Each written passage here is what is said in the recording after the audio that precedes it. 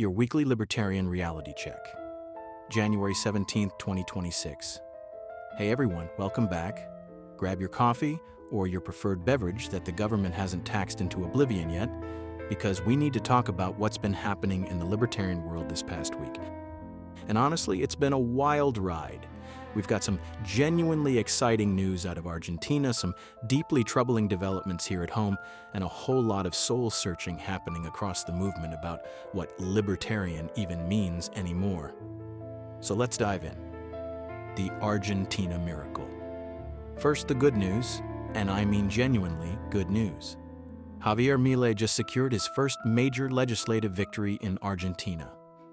The Senate approved his 2026 budget 46-25, which might not sound like a big deal until you remember this is the guy who ran on literally shutting down the central bank and took a chainsaw to campaign rallies. But here's why this matters. Milei has reduced monthly inflation from 12.8% before he took office to 2.1%. Let me say that again. 2.1%. He achieved a fiscal surplus. He's enacted sweeping deregulation, and now, with triple the congressional presence after his midterm wins, he's going after labor regulations and tax reforms.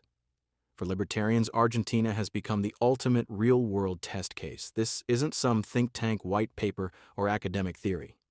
This is actual radical free market policy being implemented in a major economy. And so far, it's working. Now, before we get too excited, we need to acknowledge the complications. Milei recently came out in support of U.S. intervention in Venezuela after the capture of Nicolas Maduro, posting "Liberty advances" and suggesting U.S. control of Venezuelan oil to cut supply to communists. And this is where things get uncomfortable for those of us who take non-interventionism seriously. Because yes, Maduro is an authoritarian disaster. Yes, socialism has destroyed Venezuela. But supporting foreign military intervention and resource seizure, that's not exactly from the libertarian playbook, is it? This tension between anti-communist ideology and non-interventionist principles is something we're going to have to reckon with. But for now, Milei remains the most visible example of libertarian economics in action, and the world is watching. The Trump problem. Now, let's talk about the elephant in the room, or should I say the Republican in the room. This past week, Reason magazine published what they're calling Trump's first year as libertarian's nightmare. And they didn't hold back. We're talking about critiques of military deployments in cities, increased enforcement policies, tariffs, always with the tariffs, and what they see as the weaponization of federal power against political enemies. But it gets worse. In a New York Times interview, Trump was asked what limits exist on his use of military and economic power. His answer? My own morality, my own mind. It's the only thing that can stop me. He literally said he doesn't need international law. Now, I want you to think about that for a second. The entire foundation of libertarian thought, the entire reason many of us are libertarians, is the belief that power must be constrained by law, by institutions, by checks and balances. The idea that one person's morality is the only check on executive power is the opposite of everything we believe in. The Libertarian Institute called this out immediately, arguing it represents a fundamental rejection of constitutional design, and they're right. Here's the thing. Some libertarians supported Trump in 2024, or at least held their nose and voted for him because of promises about deregulation or Supreme Court picks, or just because they couldn't stomach the alternative. But we're now seeing major libertarian intellectuals, people at Reason, at the Libertarian Institute, across independent media, actively distancing themselves from Trumpism.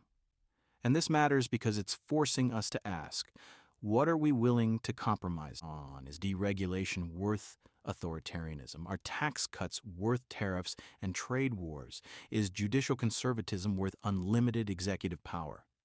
These aren't easy questions, but they're the questions we need to be asking.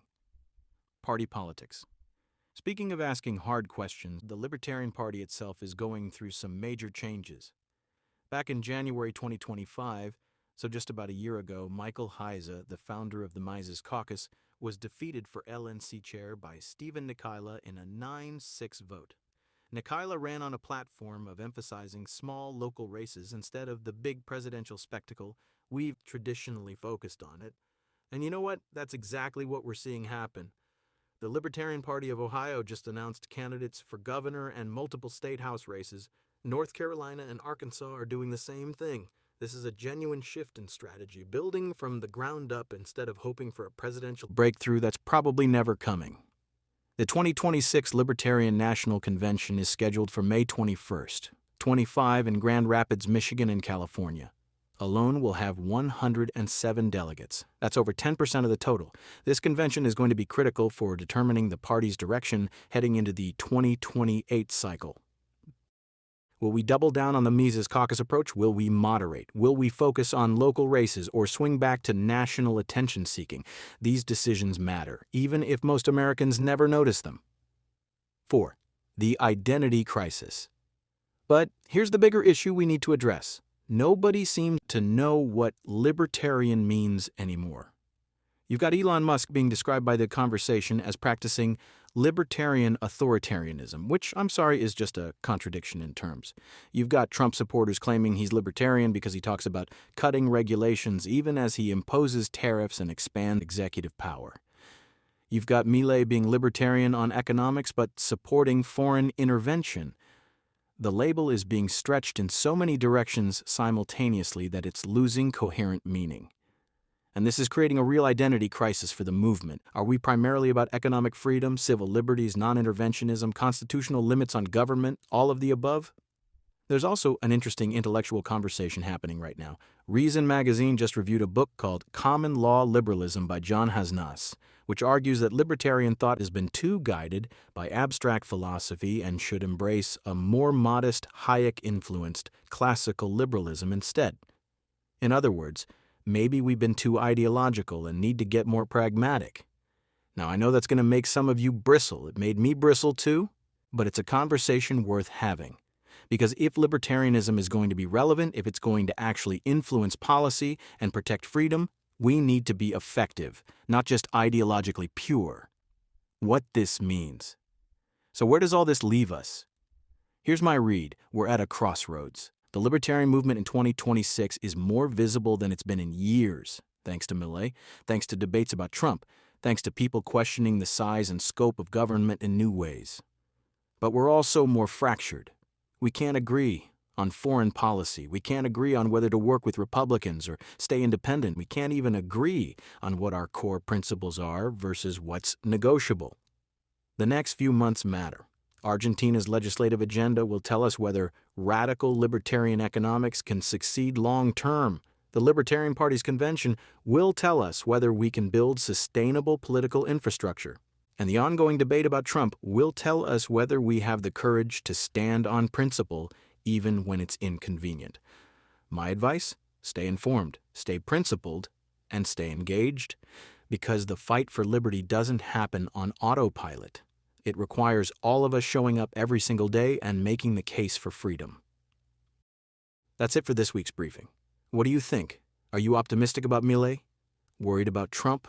Hopeful about local LP organizing? Let me know in the comments. And if you found this valuable, share it with another libertarian who needs to stay informed. We'll be back next week with another update. Until then, stay free.